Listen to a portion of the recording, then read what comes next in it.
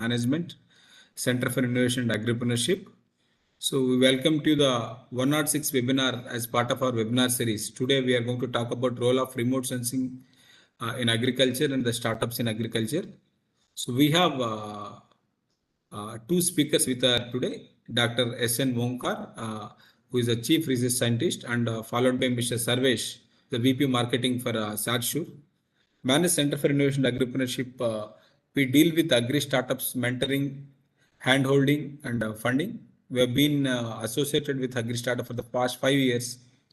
We have trained more than 500 agri startup entrepreneurs, incubated 300 plus startups, and funded 106 startups. So we touch upon various agri-related, startup-related activities and opportunities in this Saturday webinar series. We'll be going with our first speaker for today, Dr. S.N. Wonkar. So as we already mentioned, he is renowned for his contribution in the field of aerospace engineering, especially so biomechanics for aerospace applications, unmanned air vehicles, drone related. His consultancy projects in agriculture also in terms of drones. We are happy to have him here today. We welcome you, sir. Over to you. Thank you. So, can I share my screen? Yes, sir. Give us a moment, sir. We'll be making you. Yeah. Make Wonka, sir. Yes, sir. Now you can do it, sir. Okay. Share screen. Okay. Is it? Yes, sir. We can see it, sir. You can just go for full screen and start off. Good to go, sir. Okay. Right. Okay. Yeah. Namaste to all the attendees. This.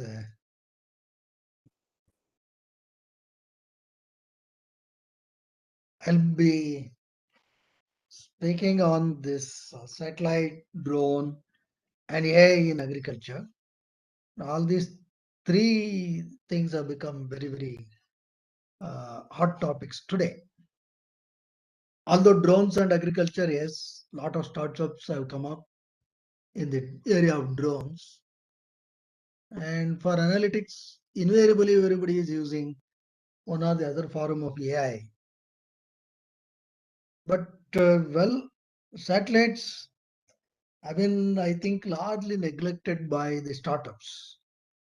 I think it is time that you should also look at, because they have their own advantage.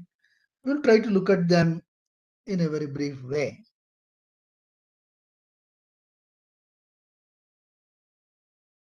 Okay, these are the things today we have. One is the satellite, which we call it the high altitude remote sensing. Then somewhere middle comes the aircrafts, but nowadays carrying sensors on aircrafts is almost not there. But UAVs, yes, plenty of UAVs have come up. And of course, mobile phones also are there. You can use all these sadhans or gadgets in the area of agriculture. How well you use, I think that's up to one's own creative thinking. Now, this is what it is, what we call as through the satellite. What you can do is crop health monitoring to some extent, growth stage monitoring. These are some of the things that we have done. Farm mapping, geotagging. This can be easily be accomplished using satellites or what we call as high altitude remote sensing. Obvious advantage is high area coverage, high temporal frequency. You can get, because these days we have satellites, various services are available. You can go to Planet Lab. They have nearly 200 odd satellites. Data are available at very high resolutions, and therefore the temporal frequency is quite good. They are quite economical because to fly a drone wherever you want, etc., yes, you have a lot of disadvantage. The depreciation cost on drone is also very high, one should remember. But of course, when you have bad weather conditions, optical satellites will not do. Only SAR images can be of help, but analyzing the SAR images is not that easy or straightforward. We have done a lot of work even on that, but it is not easy. And of course, if you look at little, if you are okay with 10 meter, 20 meter kind of resolution, lot of free data is available in the uh, web. For example, as a Sentinel satellite, 10-meter data is easily available with very good update rates. You can get it on a daily basis for most locations, free of cost. Okay, well, some high resolution satellites like Planet Lab, etc., they will give some good resolution free for about, I think, 80 days, then they charge. And charges also looks, once you can commercially exploit, the charges are not very, very high. Looking at UAVs are what we call as the low altitude remote sensing because we are less than 400 feet. This is very good, yes, for pesticide and herbicide application, crop disease detection, livestock tracking, crop counting, soil monitoring. Yes, it's very useful. You get very high resolution data. See, the spatial resolutions will be excellent. Satellite spectral resolutions will be good. And of course, these are reliable. Even when there is cloudy condition, you can fly and get this information. Satellite data, a lot of pre-processing is involved. Of course, most of the service providers, they do the pre-processing and give us, so therefore we don't feel it. But for low altitude remote sensing, there is not much of pre-processing that is required. Of course, this does not come free of cost. You need high storage area, etc. With these days, I think it's quite cheap and easy. But for using UAV everywhere is another problem because how much can you use? See, if you want to do a large area, do it for each crop, assuming that we have about 3 crops per year and you have to do at least about 3 times per crop, then it will be easily given for a minimum of about 9 surveys are required. And using satellites is not going, I mean, using the UAVs may not be that easy because of the operational cost, the depreciation cost on UAV, etc. So one has to be very judicious in using these things. So best is that can we really combine the satellite and the UAV? I think this is what I always suggest, and I also request the startups to look at from this perspective so that you can save a lot of money. You can do the business with a lot of ease if you know how to intelligently combine the satellite data with the UAV data.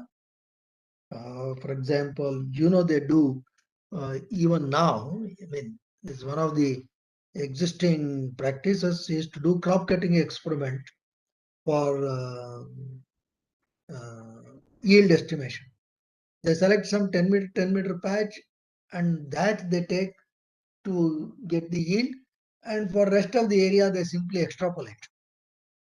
So we can also do some similar approach where we use the drones to monitor maybe a small area at some distributed way and combine them optimally using some statistical approaches so that we have the best of the satellite and the UAV. And this will be very useful for optimized health monitoring and disease identification. you can get the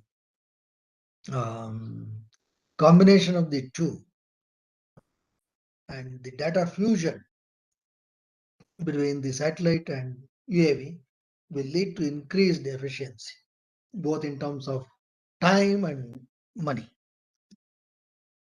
So looking at crop stage classification, sorry, I think I have,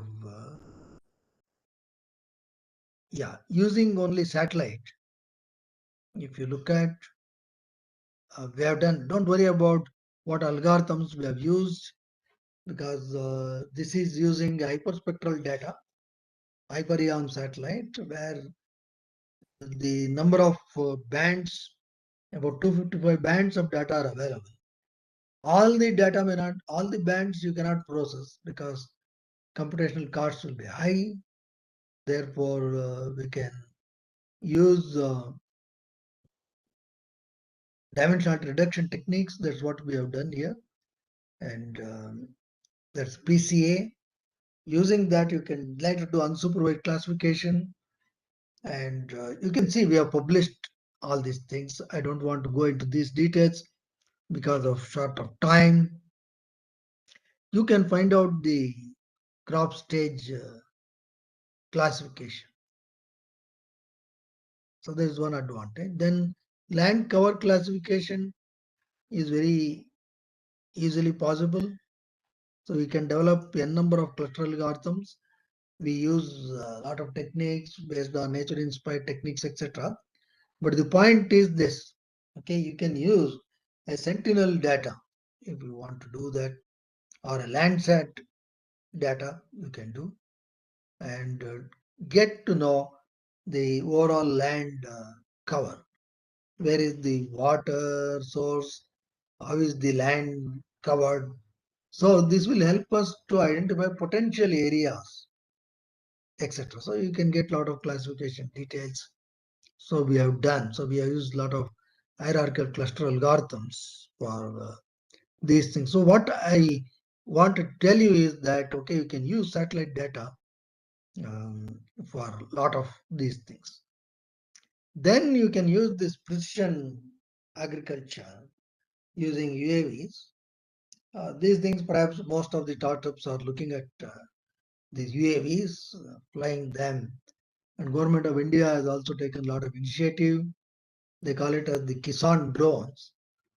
And incidentally, the first agricultural drone standards are now published in the Government of India Gazette. And I have the fortune of being the chairperson of that committee. And incidentally, I am also the chairperson for the drone standardization in India on behalf of the Bureau of Indian Standards. So we are also doing a lot of work in this, especially for management, optimize returns, preserve resources, prevent soil degradation. It depends upon what kind of sensor do you use on a UAV. You can use a optical, or you can use a multispectral or a hyperspectral camera. Based on that, one can do a lot of these works. First is, of course, correct aerial data. This is where a lot of problems come, when you are using UAVs. Data collection for large area is not very easy, especially if you have to do multiple times. It is quite difficult, but possible. Technology is today available. Then you have to upload it to cloud,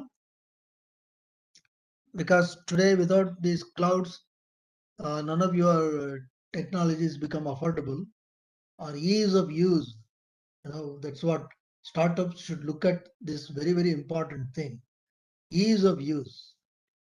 If you have any complications or some complicated approach, then however wonderful is your technique, people don't accept.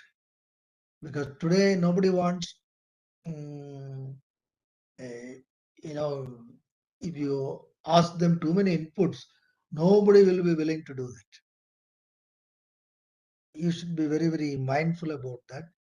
Therefore, you have to use these cloud-based technologies, then data processing, manage and share data, take action with zonal statistics and prescription maps. So these things we should be able to manage so that ultimately the farmer should benefit. The vision of Honorable Prime Minister is that the whatever you make, you must ensure that it becomes profitable to the farmer. That's very, very important. And you should also ensure that it helps the farmer even in terms of using some of this technology. There should be no penalization on the part of the farmer. And we should also remember that in our country, the serious issue is that more than 80% of the farmers are very small land holdings, less than 2 acres, things like that. Therefore, the lot of complications because in 1 acre you can see some 1/3 is tomato, 1/3 is some brinjal, etc. So we have a lot more challenges. That's why here direct usage of satellite data is also not very easy. One should be very, very cautious in combining the satellite and the UAV data. So once you get the image from the UAVs, then we must generate an orthographic map. There are a lot of softwares, for example, Pix4D is one of the popular software. It's very, very good. It will give you a lot of inputs, information for you to analyze. And we have, of course, this is a proprietary software for which you have to pay. Unfortunately, there is no other parallel that exists to Pix4D, to the best of our knowledge.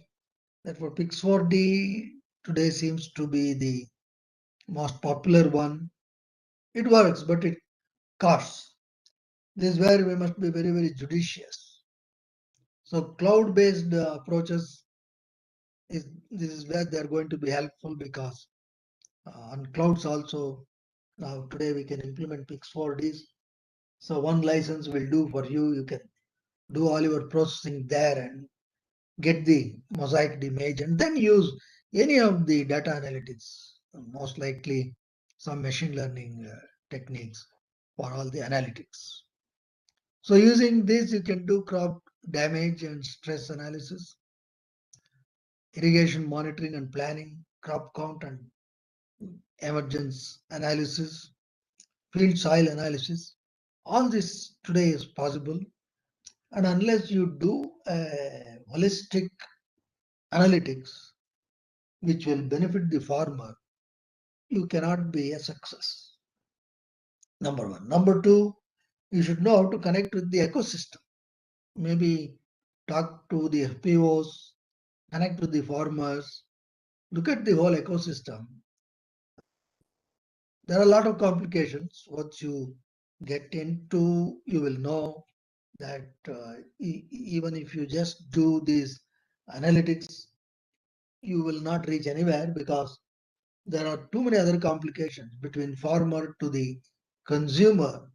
There is another ecosystem which you may call it by various names, but you can give a generic name called agents. Agents, we mean they have no direct, they are neither direct growers nor direct consumers, but they enable the connection between the grower and the ultimate user or the consumer. Handling that bridge is another very, very important things which all the startups should look at. How to handle this? This is a very sensitive issue. It's not as straightforward. I don't want to share too many details on this because we have been continuously working with it, discussing with a lot of stakeholders. That is another interesting area. How do we look at, can you use some sort of blockchain technologies to make things more transparent and ultimately ensure, because today, in the present ecosystem, the agent, well, yes, you are right. That's what we call as the middleman. They are the people who make more money than the farmer themselves. So that is an area. Apart from all these technologies, these economics also we should be able to look at. So way forward, I would suggest you should look at satellite plus UAVs. UAVs will give you fantastic resolution, sub-decimeter spatial resolution. Satellite will give you high spectral resolution. So therefore, you have to fuse them. Yes, we have also done some work using the generative and adversarial neural networks. You have developed a lot of algorithms where you can fuse a high definition UAV image with low resolution satellite data and get what is known as super resolution image, so that you have the advantage of both the satellite and the UAVs.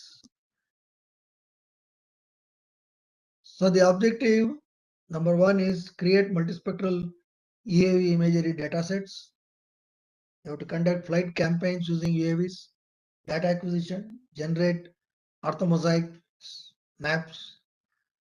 Then you get matching images. Maybe now in this example we have used the Cartosat 2 imagery. We use Sentinel or Landsat, whatever. Sir, apologies for interrupting, sir. The next 5 to 7 minutes would be able to complete, sir. Yeah, I will. I will. Thank you very much, sir. So you can use whatever good satellite data. Fortunately, host of data are available. You can look up Google Planet Lab is another thing. Then use some deep learning architecture like GAN to get the super resolution image. That's what we have done. You can see this the Sentinel data. We did one flight campaign using UAV based on multispectral camera, as you can see here, and Palakkad. We did see this waypoint. This is the study area in Palakkad.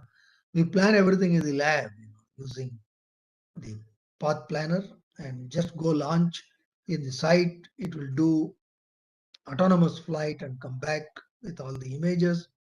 So this is the RGB image of the sample, all the multispectral bands you can see. And then low resolution image will come from the satellite, high resolution image will come from the AVs. Then there are technologies. Now this is some sort of a deep learning technique where you can generate high resolution, which means you can get a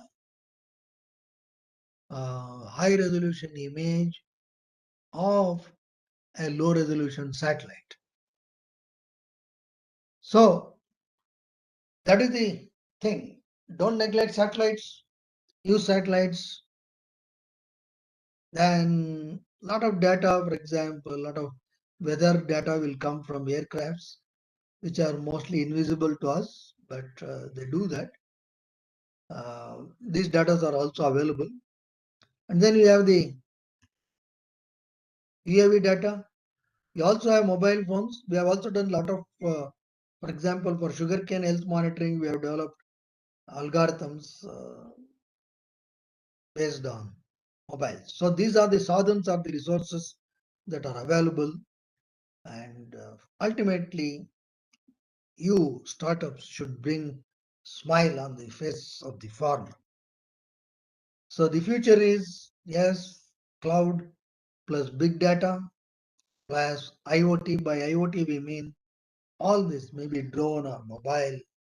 Then you also have satellites. Then use the techniques of AI so that you can do that. So that's why we say we should use this sadhan or gadgets properly. So that Jai Sadhan, Jai Kisan, Jai Bharat. So I conclude my talk here. Thank you very much. Thank you very much, sir, for engaging as well as informative session with the latest developments in the sector. We'll get back to you within 15-20 minutes for Q&A, sir. We'll move to the next speaker for today. Sarvesh, can you hear us? Yes, I can hear you. Okay, thank you. We are here with Mr. Sarvesh Sunita Kurana today, who is a Vice President Marketing for Satchur Analytics Company. Satchur is a deep tech decision intelligence company. Is working in the multiple sectors to make sure satellites, remote sensing, and machine learning with big data is available for all the industries. To be specific, in agriculture industry, they are working on multiple sectors, including crop insurance, agriculture trading, agricultural banking, inputs, food processing, and government. We have Sarvesh with his expertise on machine learning and artificial intelligence. He's an alumni of Indian Institute of Space Science Technology. So we welcome you, Sarvesh. Over to you. Thank you. Thank you. Okay, let me clarify. I don't have an expertise as such in AI ML. I'm unable to share my screen. Can you? You Maybe can try? share it actually. We have already given the option. Okay, let me see. You click on the share button, select a screen, and we need to click share again. It's a three-step process. I have to enable it in my system, it seems. Okay. Okay.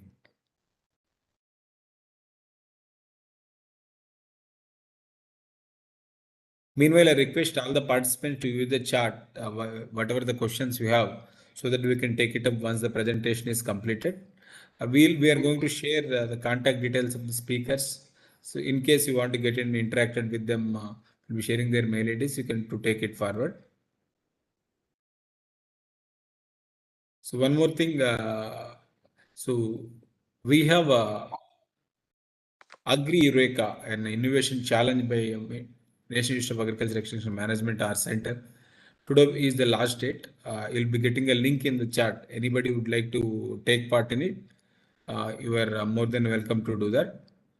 So I think is left to make sure that to enable the sharing. Meanwhile, any questions we have, we can take. Okay. So Vankar sir, you were there? Yeah, tell me, sir. Yes, sir. I think that some technical issue will be coming again. Meanwhile, we will take a couple of questions. So, do you have any experience? Is there any Uh, project related to give forest, me sir? 1 minute, sir. 1 minute. Sure, sir. Please, sir. No issues. Meanwhile, I request all the participants use the chat so that we can use the questions.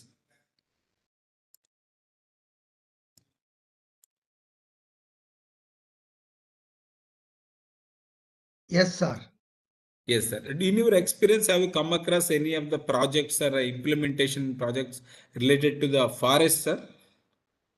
Yeah, yes. Forest, you see, um, forest, one is the land cover map. You want to find out what are the different types of forestry. The largest problem is the afforestation and deforestation things. That is the most important thing. How much of forest we are losing. So that itself is a serious issue. Number one. Number two, identifying the different species. Number three, these days to find out the carbon footprint. You know, how much of this greenery we are able to protect. So these are different objectives in a forest when it comes to regular sense. But other issue is with when there are forest fires. How quickly can you identify using any of the your imaging techniques, and how quickly can you come out with, because you have to create some corridors in the forest so to prevent the fire. So how well you can optimize all these things? Can you come out with a solution? So these are other open problems. Then the other aspect is, of course, as you know, finding about the movement of especially the elephants, because elephants getting into the human dwelling is quite common, and they can create devastation in terms of loss for the farmers, etc. Can you use some of these imaging techniques to identify early, okay, what is their movements and can we really prevent them? So these are kind of things that are there as far as the forest is concerned. Excellent, sir. Thank you very much for examples. I think we have solved the issue of sharing. Sarvesh, sir, you can start with, you can probably go for full screen and start slideshow. Great, sir. Probably you take next 15 to 20 minutes, sir. Thank you. You are on mute. Kindly unmute yourself.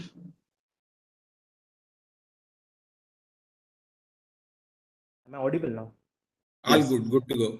Perfect. Well, I said I'll try to wrap up maybe quicker than that. So the topic for today's session is role of remote sensing based startups in agriculture. Now, this is an interesting topic, and Omkar sir was kind enough to walk us through the technology, the nitty-gritties, and the overall landscape of the remote sensors essentially, which spans across UAV to satellites. And so interesting.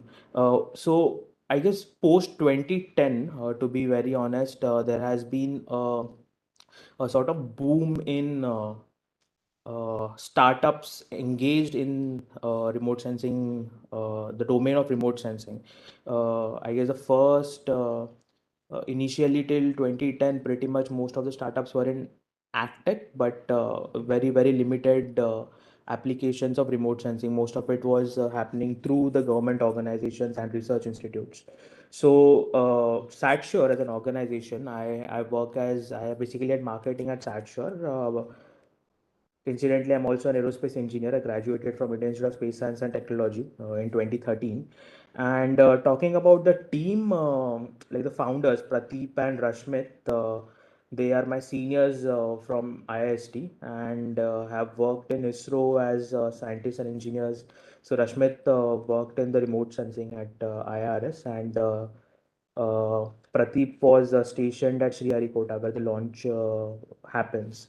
So yes, we have grown to a 100 member team right now. We started in 2017, headquartered in Bangalore, MG Road, while we have business offices in St. Gallen in Switzerland, UK, and recently we had an acquisition in USA. That is how we entered the North American markets. So maybe I can specifically try to talk about what we are doing in the area of agriculture and how has our experience been in this domain. Today, actually, there are many, many startups in India, and to be very honest, India is sort of ahead than most of the countries globally, even the Western countries, in the application of remote sensing in agriculture. And that has happened also because so Pradeep recently was at a conference in Paris, which is the International Astronautical Conference, and there we came to a realization, that we are a product of our environment. So India, very different environment, the data issues that we have. Smaller land holdings, the heterogeneity in the crops that we have. So all of these lead to, we different startups, working on trying to solving the problems that are specific to our country, which can be very much replicated even in the developing other developing countries. So the Southeast Asian countries, the countries in Africa, countries in Latin America. So these are the areas where it becomes easier for startups in India to really go out there and work, because the models which we might create for countries like US and Europe, for instance, very large land holdings, pretty much homogeneity in the kind of crops that they grow. So the way the models are trained is very different than the way the models are trained in maybe in countries like India, and that affects how the companies evolve and what kind of solutions that they develop. It also boils down to essentially what are the problems existing in the market. So we work in three areas, nexus of three sectors: agriculture, infrastructure, and climate action.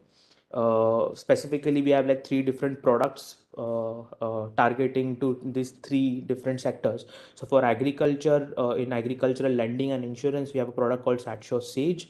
In infrastructure, we have a product called SatSure Skies, which focuses on high resolution change detection. And in climate action, we have a product called Satshur Sparta, which is more of a data as a service, which like operates on a data as a service model. And like Omkar sir said, right, it is about a combination of sensors that we use.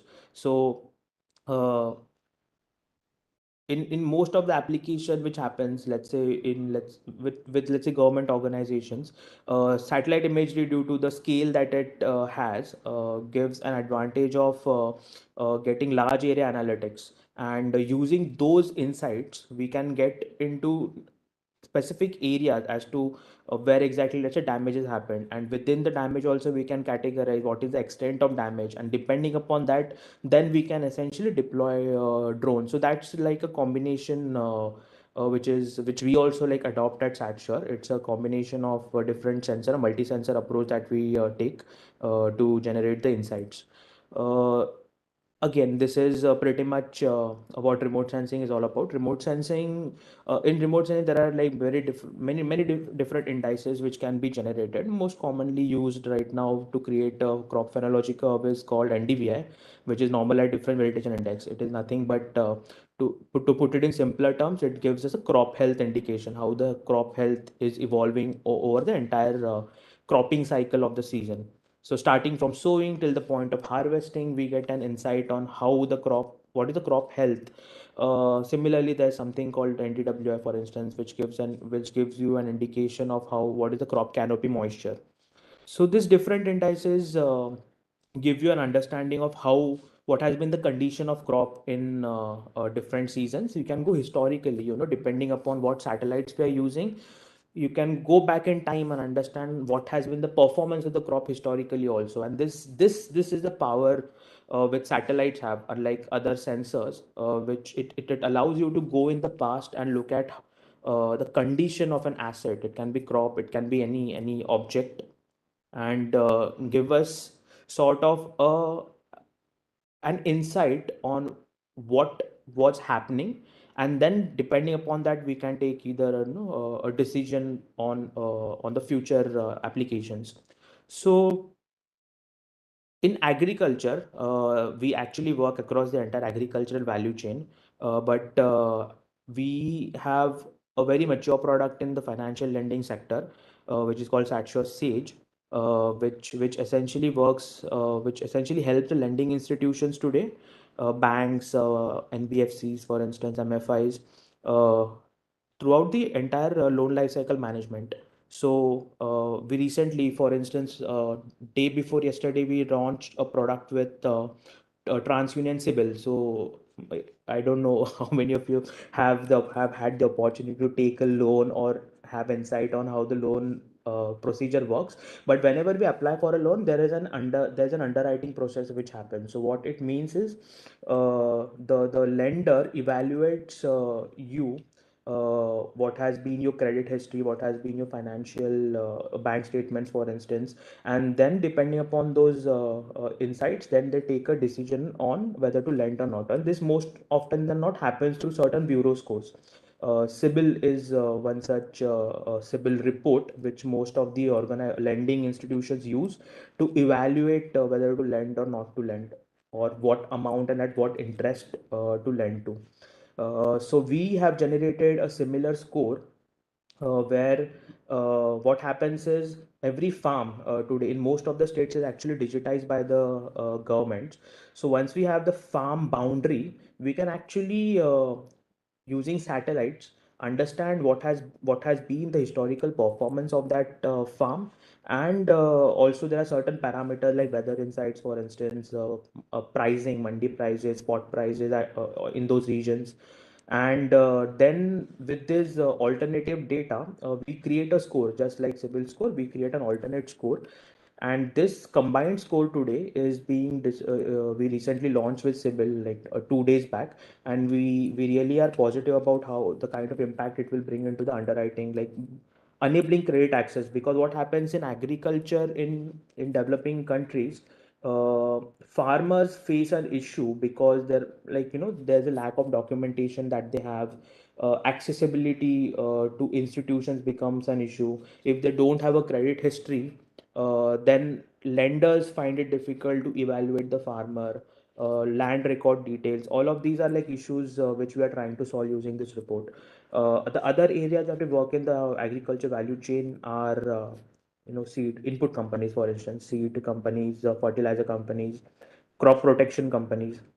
So for them, the it is more about a 3R strategy that we provide them, which is reaching the right location at the right time with the right plan. So maybe I can walk you through a few use cases here. So uh, the digital transformation for agriculture, for instance. So what we do is, let's take an example of an FPO or a CBO, which is a cooperative, let's say. So we can monitor at different granularities. We can monitor a particular crop at a district level, at a taluka level, at a village level, even at a farm level. So depending upon an FPO has a portfolio of farmers. So what we do is we can monitor the portfolio for the FPO, and we can also monitor the neighboring villages for the FPO. How that would help the FPOs? It essentially helps the FPOs today in proactive planning of resources. So resource allocation, for instance, they now have an understanding of what crop is growing in what areas around their location, what is the condition. We can predict. So for instance, you can see, we can also basically monitor how sowing is progressing, how harvesting is progressing, how what is the crop health, what is the crop moisture condition, estimating crop yield. So these details help the FPOs, for instance, do market arrival planning. So they get an understanding on, depending upon how the harvesting is progressing, they can now understand what is the market arrival estimation for a particular location or a particular zone. Similarly, we are helping them with credit access. Now FPO lending is very difficult in India. So what we are trying to do is aggregate the FPOs. What are FPOs? FPOs are basically farmer producer organizations. So they have farmers within their uh, uh, engaged with them.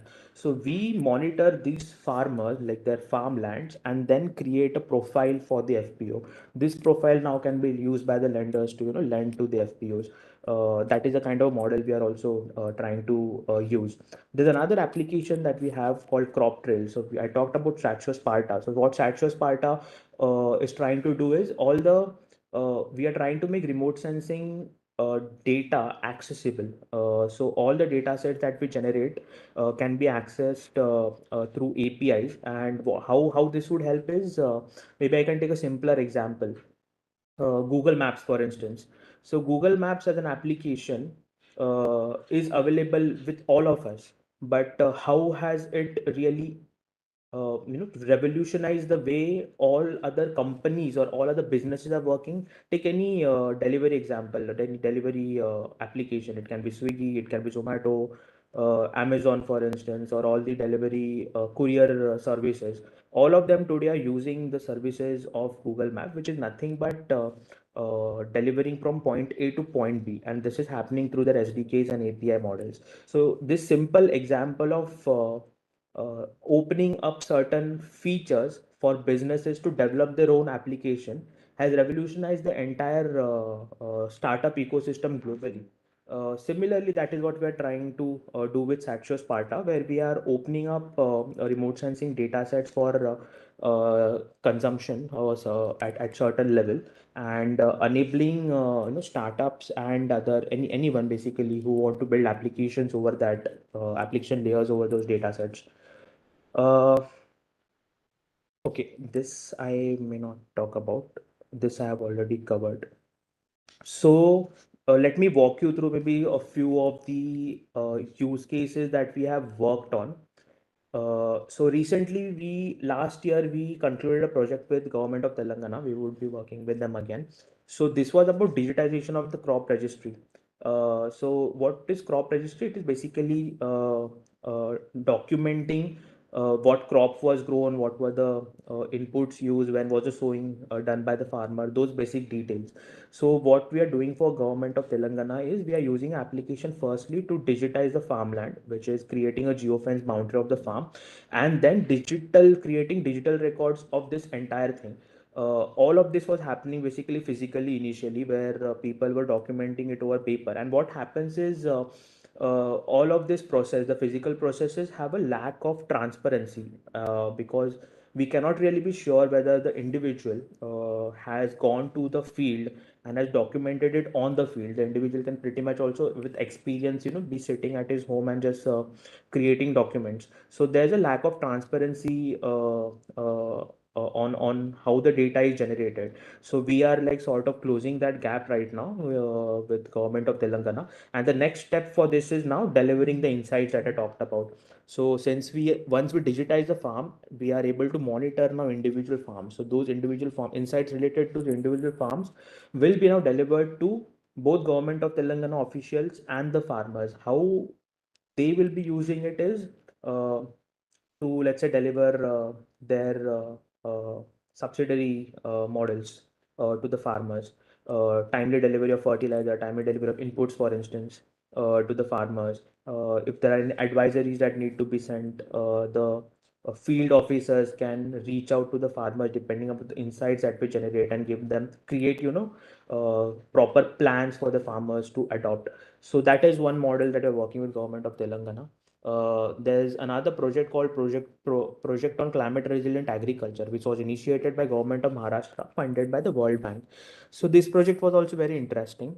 So Pokhara, within Pokhara, they had a very unique machinery on the field. So they had someone called Farmer Friend, for instance, whose job was to conduct field meetings with farmers in a village, educate them about good practices, good farming practices, provide them insights on what crop protection to be used, when they should be used. So they were constantly interacting with the farmers. What we did was we provided them insights on uh, weather parameters. For instance, we provided them insights on what has been the condition of the crop in different villages. We also had created a pest infestation model, which sort of helped, depending upon the weather conditions. It was driven by weather conditions, which helped uh, basically estimate which are the possible zones where pest infestation could happen depending upon the weather conditions in those regions. So those were used then by the field officers to create, proactive models with the farmers to educate them before any instance happens. uh, Another example which Omkar sir also pointed out was about damage estimation. So we have been working with insurance companies and state governments, and both central and state governments in India on implementation of, like, adoption of remote sensing in the Pradhan Mantri Fasal Bima Yojana, and also on estimation of crop damages. So how this happens is, for instance, let's say flooding happens in a particular region.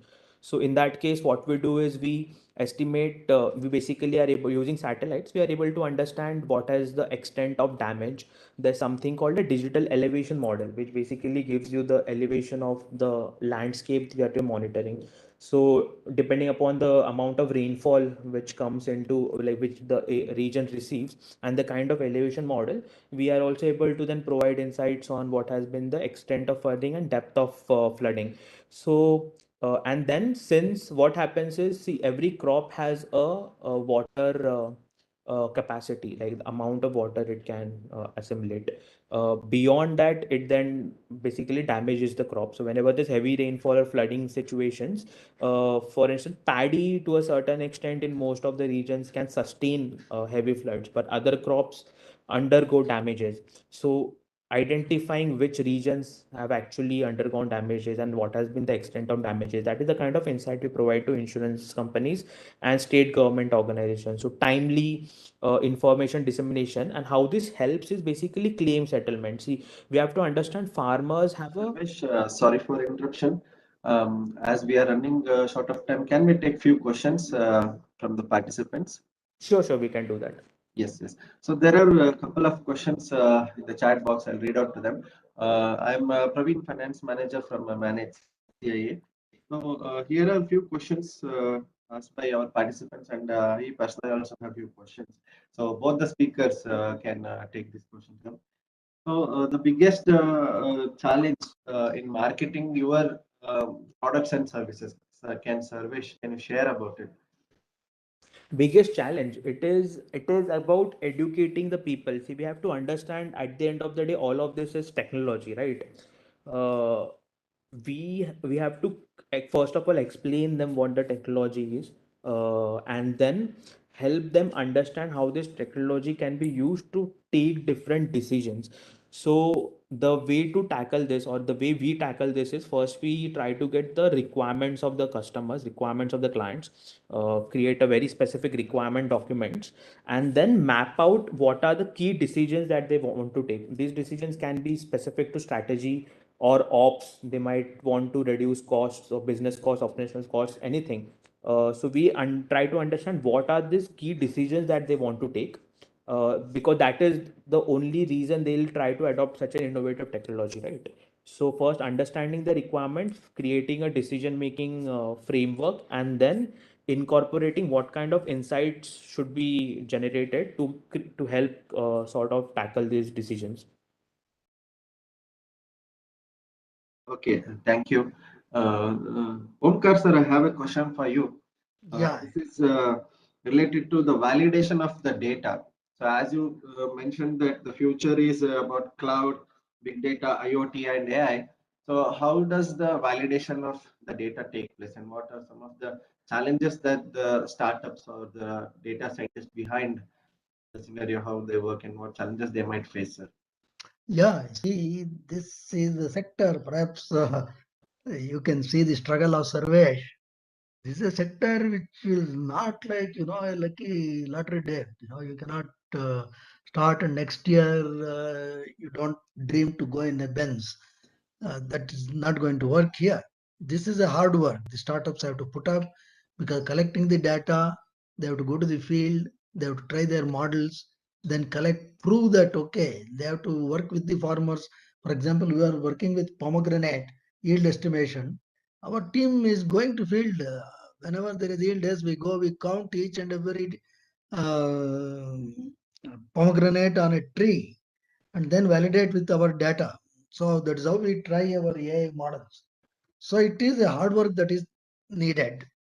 And of course, covering up little bit on the previous question, also, I would like to say that challenges will be there, but ensure that for the farmer, you have to provide that ease of usage of whatever is your technology and transparency. That must be ensured. And yes, there are a lot of scope.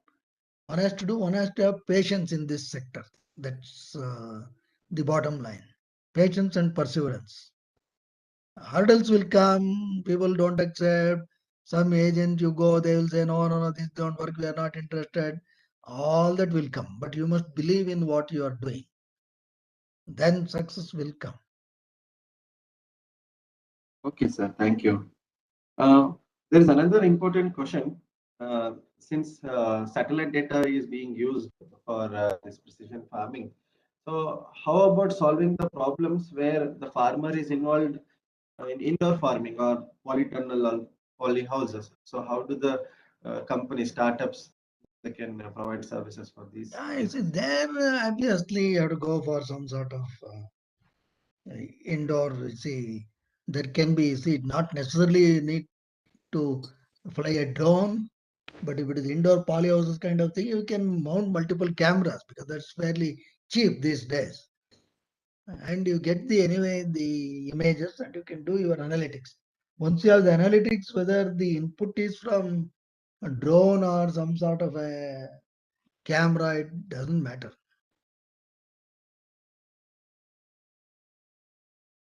Okay. So participants, if you have any questions, you can raise your hands so that we can unmute you. You can ask the questions directly to the speakers.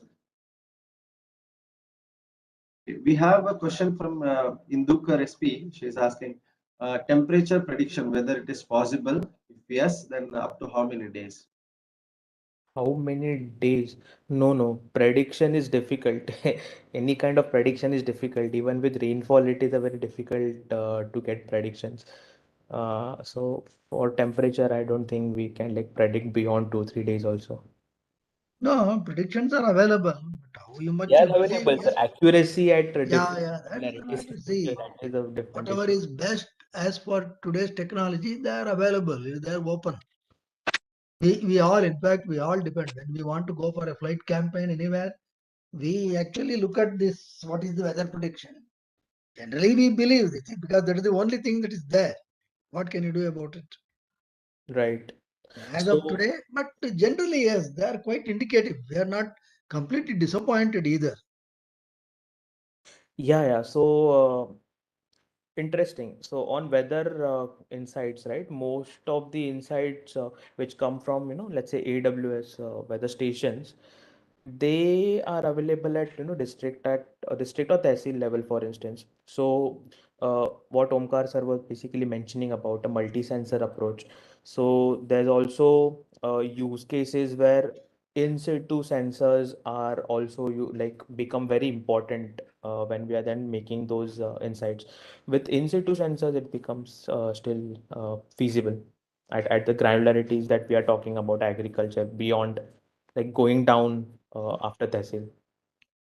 So a lot of weather stations are there now. Even in Bangalore, you have more than 20 reliable weather stations for the data. So, well, somewhere you have to, something what kind of confidence you have on them. And they are also doing the best as far as the technology enables them. Yeah, we have to have some confidence in them. But generally, they are okay. I wouldn't say that, as Sarvesh said, if somebody asks, is it going to be 23 degrees centigrade? You cannot get a definite yes or no. Probably with some confidence. And these days, the confidence level is fairly decent. Now we have Mr. Salman who has raised a hand to ask the question. Mr. Salman, you can ask the questions to the speaker. Saurabh, can you unmute Mr. Salman?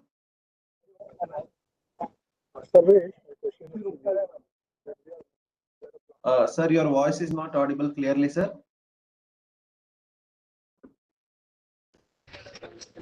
So, am I audible now? Yes, you are audible. Please go ahead. So, pardon me the disturbances if any.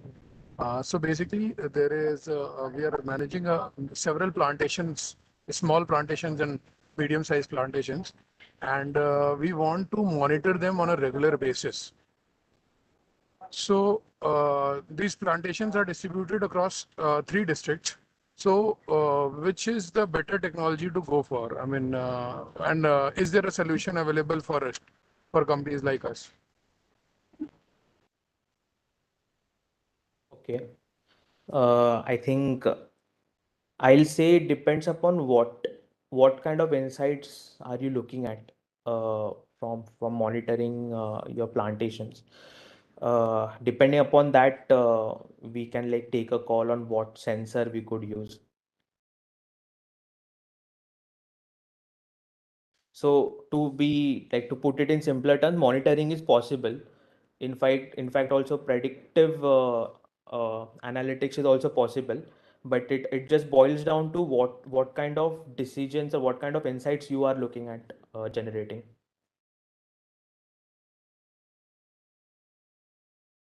We have a question from one of the participants, Mr. Nitin. He's asking, is there any license required for using satellite services? License? I don't think so actually. No, there is Omkar no sir, please correct license. me. I There's no think Only license. if you he's want, if you, asking for in example, if you perspective want of to use, startup, a startup, whether they require any license to. no, no, nothing, nothing. So Nothing is required. yeah, I think only if you go sub-meter, like higher than 1 meter resolution, you just need to take a permission from NRSC, and but anything above, like lower than that is fine. Now, whatever is available, you can use. Yeah, usage is fine, absolutely. It's no problem. Okay. I think most of the important questions are answered today. I thank both the speakers for sparing their valuable time to come and deliver the insightful sessions for our attendees and also answering Thanks, questions. Sarvesh, for your nice presentation and insight. Yes, sir, Omkar sir. Thanks a lot.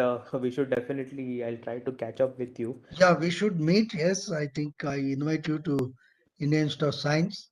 We are doing some work on this. I think you have progressed quite well in terms of reachability. We will meet up, Sarvesh. Definitely, I'll set sir, up a definitely. meeting Look with my forward to it. students and we will discuss. Sure, sir. Thank you. Thanks a lot. Yeah, for participants, kindly note that we have provided the Google form link to submit the feedback on today's session. And also the applications for Manage Agri Eureka, a national level Agri Innovation and Business Plan Challenge. Today is the last day to submit your applications. Apart from that, we also have a pre-incubation program where the registrations are going to close today. So those who are just having an idea, who wants to turn their ideas into innovative product or services in area of agriculture and allied sectors, they can apply for the pre-incubation program, and the link is available in the chat box. So you can visit our official website to know the upcoming programs that Manage is offering for innovators and agripreneurs in the area of agriculture and allied sectors. On behalf of Manage, I thank you everyone for attending today's session. So thank you, Yuva, and thanks all the attendees for your patient listening. Thank you so much.